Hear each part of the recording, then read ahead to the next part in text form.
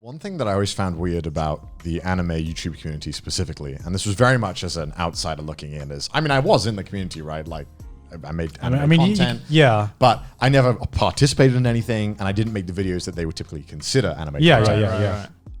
No other community does this, where they try and like rank who's the best in their mind with content, which I find really odd. Like, you never see the meme channels being like, here's the tier list of the best meme channels. You know what I mean? You never get like, oh yeah, no, Dolan Dark is better than Grande. You know what I mean? No one gives a fuck. Everyone's just like, I like Grande. I like this. Right? It's like, no one does this weird thing, but for some reason in the anime community, they are obsessed with like ranking each other and seeing who has the best content. Yeah, and I only just noticed it's only the anime community. No other community does this, and it's so weird. Does the gaming community do this? No, I've never seen that. No one does tier, and it's weird how like on the outside looking in, I was like, wow, they really just normalized this amongst themselves. Like, they really just love stroking each other's egos, and it's weird because no other community really does this, where they like all they do is like compliment each other. They're like, damn, that was a good video. It's like that business meme, you know, where like, yes, we did business. Very good business. Great business. Great videos. Business executed. It's weird. And it's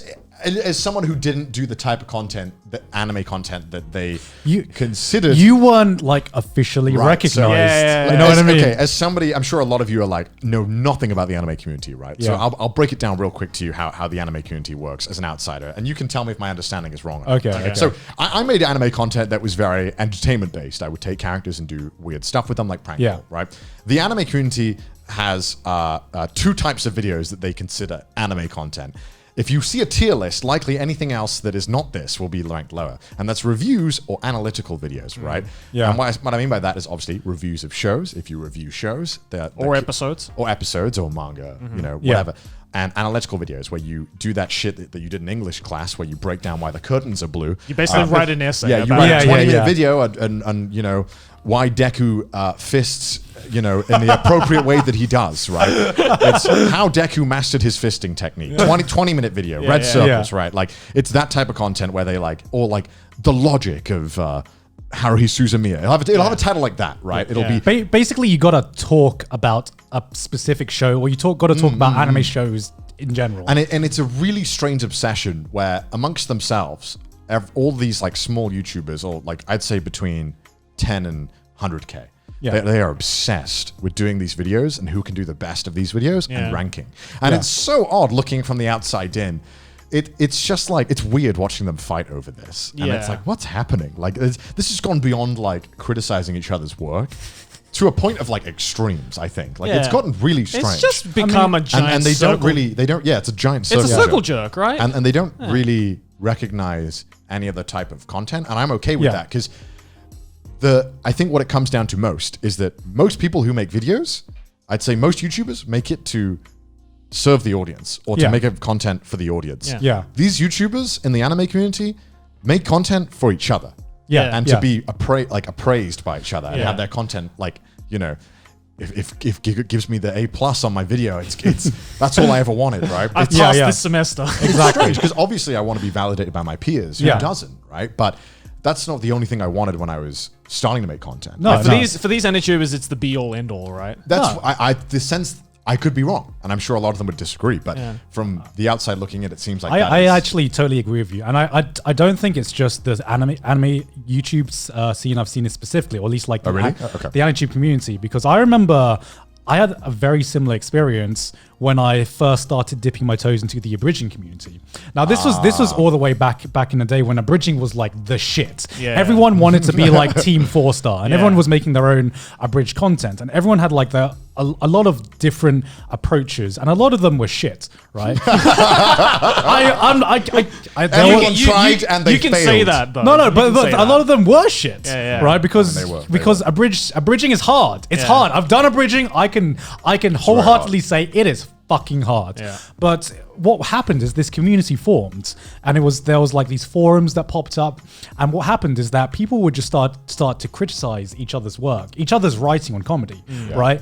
And like they're all experts. No, because it did become kind of a circle jerk where people were in the end making content to appeal to each other. You know what I mean? People are literally on these forums reviewing comedy writing in abridging, and not to say like not it sounds so pathetic. Not to say that comedy can't. There isn't a science behind comedy, or there isn't like a framework that you can work off of. Right. But what that did, it just made a lot of abridging so fucking stale and so samey. Yeah, because everyone's doing this trying to please each other, so everyone's trying to write the same shit. Right? Yeah. And then I also feel like what happens is that when a big channel, say of Team 4-Star, right? Yeah. If they give positive praise to someone who's maybe up and coming, you know, maybe they will think, oh, well, they were nice to me. Yeah. So I'll praise their writing. And then it's like this giant circle jerk of like the people who want to be respected and the new guys who want to be respected. They all just pass around the compliments to each other. Yeah. Because they're like, this is what we need. We need this respect from each other. Yeah, exactly. And I see the exact same thing with a lot of smaller AniTubers now, where they try to make content to appeal to like each other, other YouTubers, which is why whenever I see like an AniTuber that just does something totally different, or just you can tell, right, when an AniTuber makes a video that is completely like, and they don't watch other AniTubers, because they always make a name for themselves. I remember the first time it happened was with Demolition D. Like you can tell he had a completely new style that no other AniTuber like had before. And I remember like I remember watching one of his videos early on, and I remember thinking he's gonna fucking blow up. And that's exactly what happened. And now he was like he's quit now. He's like that urban legend for us AniTubers. Right. But he's like one of the most respected content creators in AniTube. But like I remember John, Super Eye Patch Wolf, when he first came out, I knew he didn't watch any other AniTubers. Oh, you can tell. He fucking blew up as well. I'm trying to think of if there's anyone recently. Oh, I've got one. I've never talked about him before. There's this guy called Scamboli Reviews. Okay. And you mentioned him before. I can tell he's very new to the scene, and I've seen a lot of opinions about him online within like the AniTube community, and a lot of it is very negative, just because the way he phrases things and the way he goes about his videos is way more like different, and some would say like brash and harsh, maybe arrogant. But from a content creator perspective, comparing his content to like a lot of the things the other AniTubers are doing, I could say he definitely has a more distinct personality, and he definitely stands out. Even if I don't agree with all of his content or the way he approaches his content, I can see that he approaches it. He just feels, he's got an angle, right? Yeah, he just feels different from the rest, even though he's technically also doing like analytical content. And he's like grown a lot faster in like a short period of time. And I feel like we talked about this, you know, making content to appease other YouTubers. And sometimes you can definitely tell that. I mean, I think the reason why someone like John, Super Eye Patch Wolf, and yourself are able to get plus 1 million views on a video talking about a very specific thing that maybe people aren't interested in, is it because I think the priority is make the video good.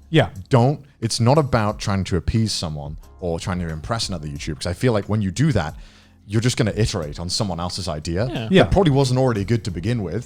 But you think it's good because in your mind, that's what you've been told by the whole community. It's the golden standard. Right? When it should be just make the good content. Just make content you want. Because I remember going back to the abridged thing. The meta game was try to make something better than Team 4-Star. You know, it was like, I'm going to make an abridged series and I'm going to try and make this more respected in this own circle than what the big guys are doing. You know, and I'm pretty sure like Team 4-Star, they didn't really give a shit. You know what I mean? They were innovating with DBZ Abridge and Helsing Abridge, and they were just doing their own stuff, and they were doing stuff because they thought it was good. You know, and as someone who's been on like YouTube for a very long time, you can definitely feel when someone is making content with a completely unique angle, and you get a lot of the same reactions, because a lot of sometimes people come up very fast, and people are like, why is he coming up very fast? A lot of the small YouTubers get very bitter about that. They're very harsh about it, and you know. But then when I can look at the content, or any of us, and we can see exactly why it succeeded, you know, we can break that apart.